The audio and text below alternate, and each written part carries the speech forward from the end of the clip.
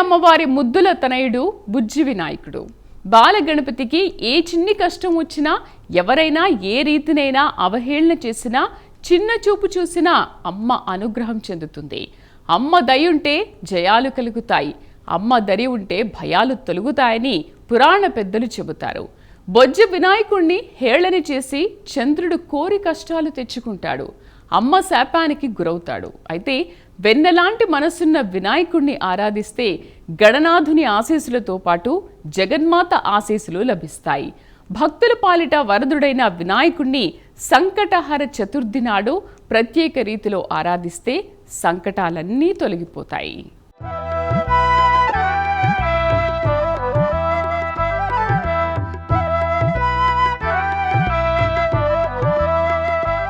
మాతృవాక్ పరిపాలకుడు, కర్తవ్య దీక్షా పరాయణుడు, వీరోచిత పోరాట యోధుడు, ధీరోదాత్తుడు, జగజ్జనని ప్రాణం పోసిన బొమ్మరూపుడు, దేవగణాల్లోనే కారణ జన్ముడు విఘ్నేశ్వరుడు. లోకేశ్వరుడు, జగద్రక్షకుడు, పరమేశ్వరుడితో తలపడటానికి ముందు వినాయకుడి కీర్తి ప్రతిష్టలు ఇవి. బొమ్మను చేసి ప్రాణం పోసిన అమ్మ ఆజ్ఞానుసారం ఎవరినీ లోనికి ప్రవేశించనివ్వకుండా అడ్డుకుంటున్నాడు. ఎవరో ముద్దులొలికే బాలుడు తన నివాసంలోకి తననే రానియకపోవటంతో కైలాసనాథుడు ఆశ్చర్యానికి గురవుతాడు.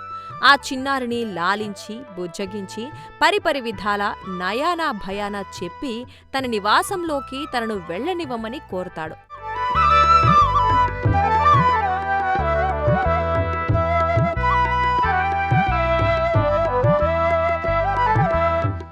మూడో కన్ను తెరిస్తే యావత్ విశ్వమే భస్మం చేసేయగల శక్తి సంపన్నుడైన గరళాన్ని కంఠంలో ఉంచుకున్న సరళ హృదయుడు శివుడు. అందుకే తన నివాసంలోకి తన్నే రాకుండా చేసిన శివదేవుడు కోపానికి తావివ్వలేదు. ముద్దులొలికే బాలుని బతిమాలి తనను లోపలకు వెళ్లటానికి అనుమతించమన్నాడు. లాలనగా, ఆలనగా, పాలనగా, నయాన భయాన ఎన్ని విధాల చెప్పినా ఆ బాలకుడు శివదేవుణ్ణి లోపలికి వెళ్లనివ్వలేదు. శివదేవుని చేతిలోని త్రిశూలం దీనిని సహించలేకపోయింది. వెంటనే ఆ బాలకుని మెడను, మొండాన్ని వేరు చేసేసింది.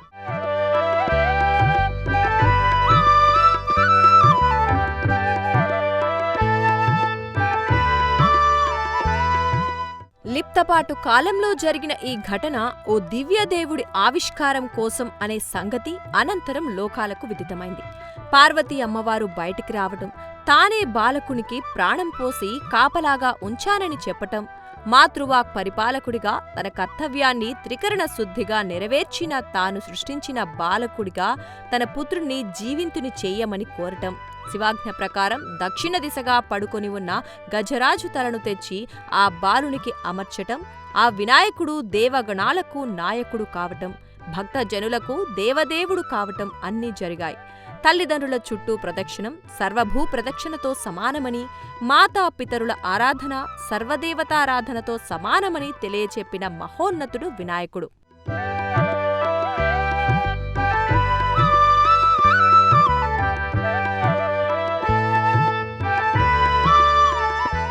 గణాలకు అధ్యక్షుడు ఎవరు ఉండాలని భావించగా ఇందుకు వినాయక స్వామి, కుమారస్వామి పేర్లు పైకి వచ్చాయి. అయితే గజశిరస్సు మోము, భారీ కాయం, చిట్టెలుక వాహనం ఇన్ని ప్రతికూలతల నడుమ వినాయకుడు పోటీకి దిగగా సుందర రూపం, వాయువేగం, నెమలి వాహనం ఇలా అన్నింటా తానే మేటి అని, తనతో పోటీ పడేవారు ఎవరూ లేరని భావించిన కుమారస్వామి ఆ పోటీలో వెనుకంజ పాలవుతాడు.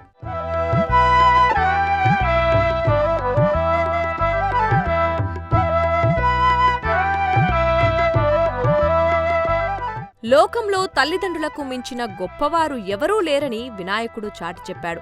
ప్రత్యక్ష దైవాలు, నిజ దైవాలైన తన తల్లిదండ్రులు పార్వతీ పరమేశ్వరులకు చేసే పూజలు, ఆరాధనలు, ప్రదక్షిణలు సర్వదేవతలకు చేసినట్లే అని భావించి వినాయకుడు పార్వతీ పరమేశ్వరుల చుట్టూ ముమ్మారు తిరిగాడు. కుమారస్వామి నెమలి వాహనంపై లోకాలన్నీ వాయువేగంతో ప్రదక్షిణం చేస్తున్నా వినాయకుడి కంటే వెనుక భాగాన ఉంటున్నాడు. దీనికి కారణం వినాయకుడు మాతాపితరుల చుట్టూ చేసే ప్రదక్షిణమే కారణం. తన సోదరుడు వినాయకస్వామి వివేకం, చాతుర్యం, మాతృపితృ భక్తికి అబ్బురపడి గణాలకు అధినాయకుడు వినాయకుడే అని కుమారస్వామి అంగీకరిస్తాడు.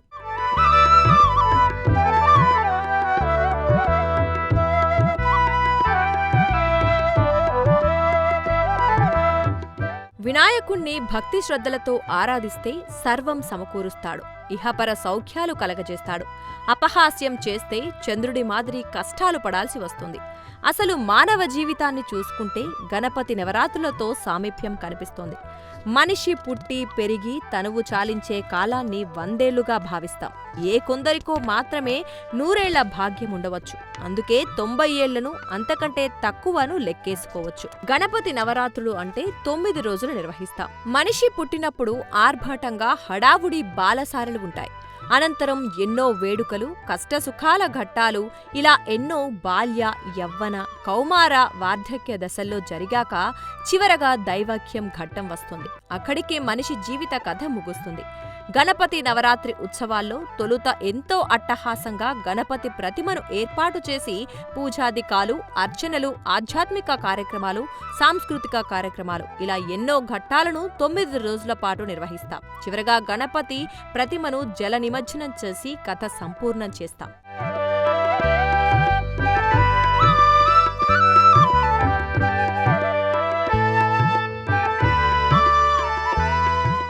ఏ దైవానికి లేని పత్రపూజలు, నవరాత్రి మహోత్సవాలు, భారీ ఊరేగింపులు, నిమజ్జన వేడుకలు గణేష్ మహారాజ్ చతుర్థి వేడుకల్లో కనిపిస్తాయి. వినాయకుడికి అత్యంత ఇష్టదాయకమైన చవితి తిథి ఈ చతుర్థి పూజ 2 రకాలుగా సాగుతుంది. వరద చతుర్థి, సంకటహర చతుర్థి.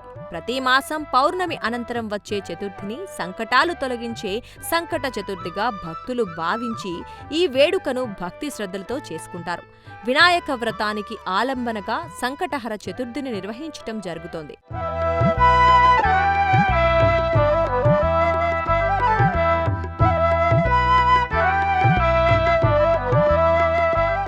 చాంద్రమాసంలో చంద్రుడు క్షీణతకు గురయ్యే కృష్ణపక్షంలో 4వ రోజు సంకటహర చతుర్థి. వినాయక మాస పండగైన సంకటహర చతుర్థి నాడు వినాయకుడిని భక్తి శ్రద్ధలతో పూజిస్తే అన్ని ఆటంకాలు, సంకటాలు తొలగిపోతాయి, సర్వశుభాలు సిద్ధిస్తాయి. అన్ని సంకటహర చతుర్థుల కంటే అత్యంత ప్రధానమైందిగా అంగారక చతుర్థిని పిలుస్తారు. అంగారక చతుర్థి నాడు గణేశునికి చేసే పూజలు ద్విగుణకృత ఫలాలు ఇస్తాయని పురాణ పెద్దలు, అర్చక స్వాములు చెబుతున్నారు. ఉత్తరాయణం, దక్షిణాయనం మానవుల ఏడాది కాలం, దేవతలకు ఏకదినం కింద లెక్క. దేవతల ఒకరోజులో దేవతాగణాల పగటిపూట కాలం, మానవుల ఉత్తరాయణ పుణ్యకాలం. దేవతాగణాల రాత్రిపూట, మానవుల 6 నెలల దక్షిణాయనం. 2 ఆయనాల్లో అంటే ఏడాది కాలంలో ప్రతి నెల 2 పక్షాలు ఉంటాయి. అవి శుక్లపక్షం, కృష్ణపక్షం. శుక్లపక్షాన్ని శుద్ధపక్షంగా, కృష్ణపక్షాన్ని బహుళపక్షంగా పిలుస్తారు.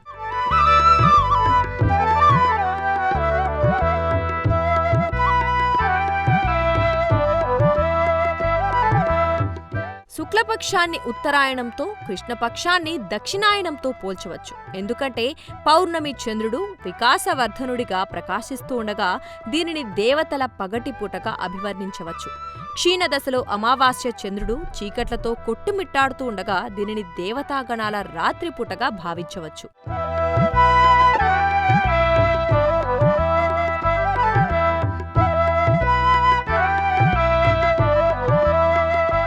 హిందూ క్యాలెండర్లో చాంద్రమాసం ప్రకారం శుక్లపక్షం, కృష్ణపక్షం అని 2 ఉంటాయి. శుక్లపక్షాన్ని శుద్ధపక్షంగా, కృష్ణపక్షాన్ని బహుళపక్షంగా కీర్తిస్తారు. అమావాస్యకు ముందు వచ్చే 15 రోజులు బహుళపక్షం.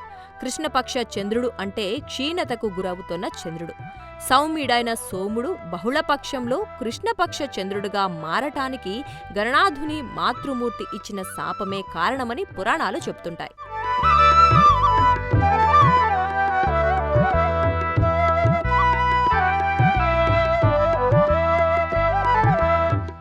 వినాయక చవితి నాడు భక్తులు, కుడుములు, ఉండ్రాళ్ళు స్వీకరించిన వినాయకుడు భుక్తాయాసంతో ఆపసోపాలు పడుతోండగా అది చూసి చంద్రుడు ఫక్కున నవ్వి అమ్మవారి శాపానికి గురవుతాడు. అందుకే వినాయక ప్రసన్నం కోసం వినాయక చవితి రోజున, సంకటహర చతుర్థి రోజున భక్తులు విశేష పూజలు చేస్తారు.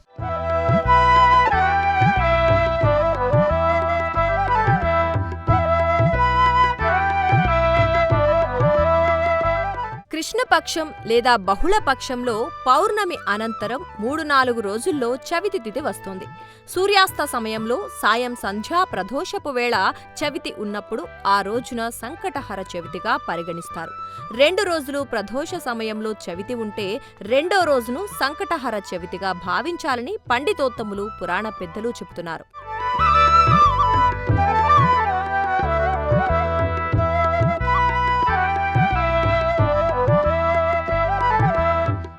సంకటహర చతుర్థి మంగళవారం నాడు వస్తే దానిని అంగారక చతుర్థి అని పిలుస్తారు. ఈ దినాన్ని అత్యంత పవిత్ర దినంగా, విశేష పర్వదినంగా గణేష్ దేవాలయాల అర్చక స్వాములు తెలియజేస్తున్నారు.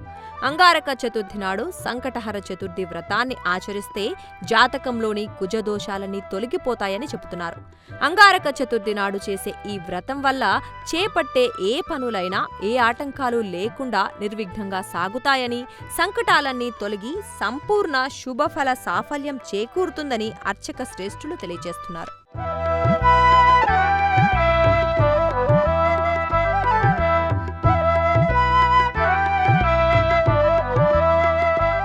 సంకటహర చవితి ఆధ్యాత్మిక విలువలను ద్విగుణీకృతం చేస్తోంది. బహుళ చవితి నాడు ఈ వ్రతాన్ని ఆరంభించి 21 రోజుల పాటు చేస్తే అపార పుణ్య ఫలాలు లభిస్తాయి. అలా కాని పక్షంలో 3 నెలలైనా, 5 నెలలైనా, 11 నెలలైనా ఈ వ్రతాన్ని ఆచరించి పుణ్యఫలాలు పొందవచ్చని పురాణ పెద్దలు తెలియజేస్తున్నారు.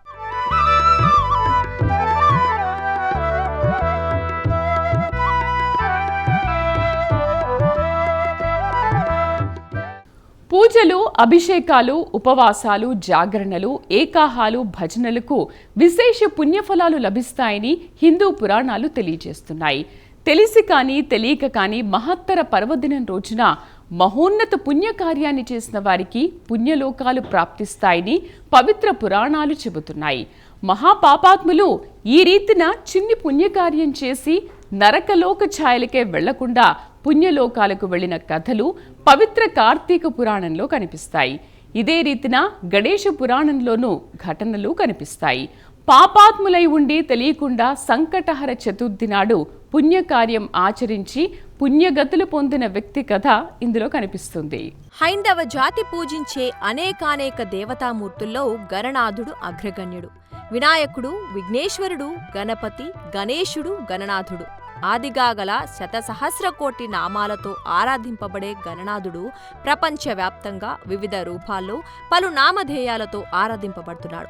దేశంలోని శైవ, వైష్ణవ, శాక్తేయ, జైన, బౌద్ధ మతాల్లో తమ తమ పద్ధతులు, ఆచారాల్లో గణపతి ఆరాధన ఉంటుంది. విదేశాలైన ఇండోనేషియా, టిబెట్, జపాన్, చైనా, నేపాల్లో విభిన్న రీతుల్లో గణపతిని ఆరాధిస్తారు.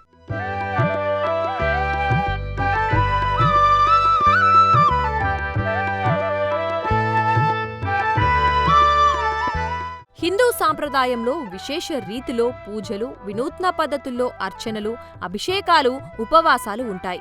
ఏకభుక్తం, నక్తం, అయాచితం ఇలా ఎన్నో ఉపవాసాలు మనకు కార్తీక మాస వ్రతంలో దర్శనమిస్తాయి. ఒంటిపూట భోజనం చేసి మిగిలిన సమయాన్ని భక్తి పారాయణలో గడపటం ఏకభుక్తం. పగలు ఉపవాసముండి రాత్రి భోజనం చేయటం నక్తం. రోజంతా ఉపవాసముండి ఆకస్మికంగా ఏ పుణ్యపురుషుల గృహంలోనో ఫలాహార భోజనాదులు స్వీకరించాల్సి వస్తే దానిని ఆయాచితంగా చెబుతారు. గణేశ చతుర్థి, సంకటహర చవితి పూజలు, ఉపవాసాలు ఎంతో నియమనిష్టలతో సాగించాల్సి ఉంటుందని పురాణ పెద్దలు, ధార్మిక గురువులు, ఘనాపాటీలు తెలియజేస్తున్నారు.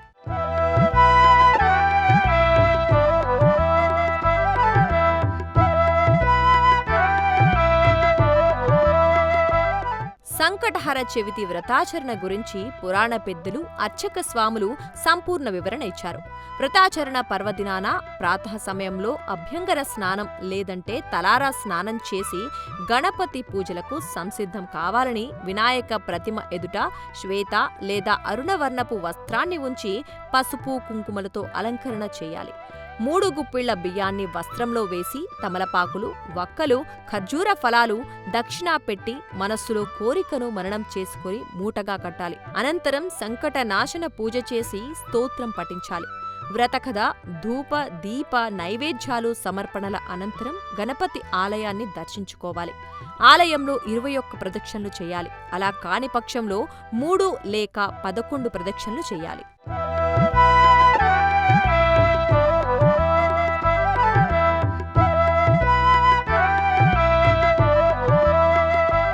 శక్త్యానుసారం ఆలయంలో గరిక పూజ, గణపతి హోమం చేయించగలిగితే అది ఉత్తమ ఫలితాలు లభిస్తాయి. అరుణాస్తమయం జరిగే వరకు వినాయక ప్రతిమను కదపకూడదు. సూర్యాస్తమయం అనంతరం మరోమారు శుచిగా స్నానం చేసి దీపం వెలిగించి వినాయకుని లఘుపూజ చేయాలి. ఈ వ్రత నియమాలన్నీ పూర్తయ్యాక ముడుపు బియ్యంతో పొంగలి చేసి వినాయక స్వామికి నివేదించి ఆ పొంగలి ప్రసాదాన్ని భక్తి శ్రద్ధలతో స్వీకరించాలి. ఈ రీతిన సంకటహర చవితి వ్రతాన్ని నిర్వహిస్తే సమస్త పాపాలు నశించి సర్వ సౌఖ్యాలు సిద్ధిస్తాయని పురాణ పెద్దలు చెబుతున్నారు. దేహత్యాగానంతరం పుణ్యలోకాలకు చేరుకుంటారని తెలియచేస్తున్నారు.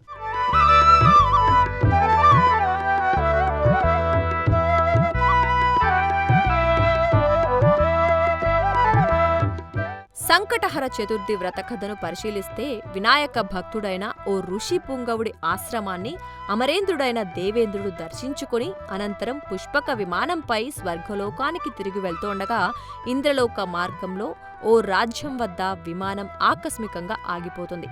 ఆ దేశాన్ని ఏలే చక్రవర్తి ఈ దృశ్యం చూసి ఆశ్చర్యచకితుడవుతాడు.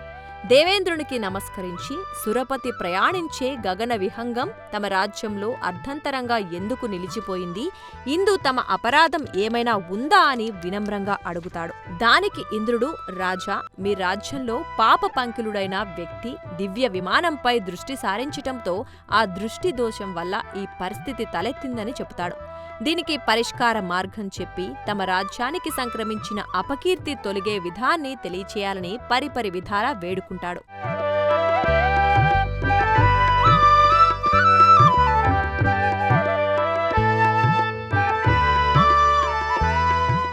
రాజా, నీవు సత్యవ్రతుడివే, సుపరిపాలకుడివే. అయితే నీ రాజ్యంలో జరిగిన అపచారం ఈ దురదృష్టానికి కారణమైంది. ఈరోజు పంచమి తిథి. నిన్నటి చతుర్థి తిథి నాడు ఎవరైనా ఉపవాసం చేసి ఉంటే వారు తమ పుణ్య ఫలాన్ని తనకిస్తే విమాన ప్రయాణం సాగుతుందని, మీ రాజ్యానికి వచ్చిన అపప్రద తొలగుతుందని ఇంద్రుడు తెలిపాడు. దీంతో ఆ రాజు ఆదేశాల మేరకు రాజభటులందరూ రాజ్యమంతా అన్వేషణ సాగించారు. అయితే ఉపవాస దీక్ష చేపట్టిన వ్యక్తులెవరూ ఆ సైనిక గణానికి కనిపించలేదు.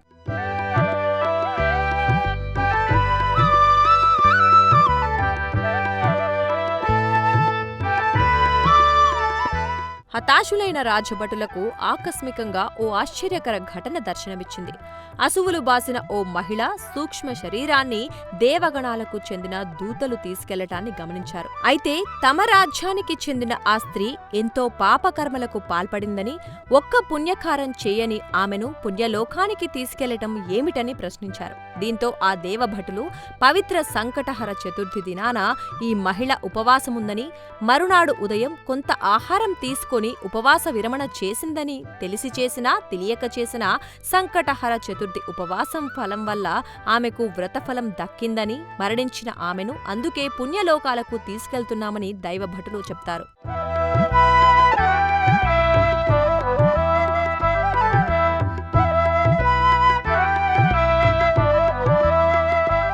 ఇంతలో ఆమె దేహం మీద నుంచి వీచిన పవనాలు విమానం ఆగిపోయిన చోటకు చేరాయి. పుణ్యప్రదమైన భౌతిక కాయం కావటంతో ఆమె మృతదేహాన్ని తాకిన గాలి సైతం పుణ్యం పొంది ఆ పుణ్యఫలం వల్ల ఇంద్రుని విమానం బయలుదేరిందని, సంకటహర చతుర్థి పుణ్యతిథినాడు తెలిసి చేసినా తెలియక చేసిన ఉపవాస, జాగరణ, పూజాదికాల ఫలాలు అంత గొప్పగా ఉంటాయని పురాణ పెద్దలు తెలియజేస్తున్నారు.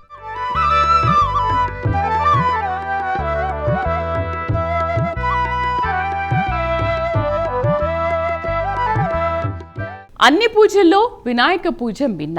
ఎందుకంటే ఏ దైవాన్నైనా పుష్పాలతో పూజిస్తారు, కొందరు దైవాలను కొన్ని పత్రాలతో పూజిస్తారు. అయితే ఆది పూజలు అందుకునే ఆదిమూల గణపతిని ఎన్నో పత్రాలు, ఎన్నెన్నో పుష్పాలతో పూజిస్తారు. పత్ర పుష్ప ఫలతోయం ఆదిగల అన్నింటితో పూజాదికాలు, అభిషేకాలు అందుకునే లంబోదరుడు భక్తజన వరదుడు. పురాకృత ప్రారబ్ధం, సంచిత పాపకర్మలు, ప్రస్తుత జన్మలో చేసిన పాపాలు, ఇలా చెడని పదార్థంలో వెంటాడే పాప ఫలాలను తొలగించేది, కష్టాల కడలి నుంచి బయటపడేసేది, భవతరణానికి నావ లాంటిది సంకటహర చతుర్థి వ్రతం. సంకటాలు తొలగించే సంకటహర చతుర్థి వ్రతాన్ని ప్రతి ఏటా భాద్రపద శుద్ధ చవితి నాడు చేసుకునే వినాయక చవితి వ్రతానికి ఆలంబనగా ప్రతి నెల నిర్వహిస్తారని అర్చక స్వాములు చెబుతున్నారు. ఇది వాళ్ళ ప్రత్యేక కార్యక్రమం. నమస్కారం.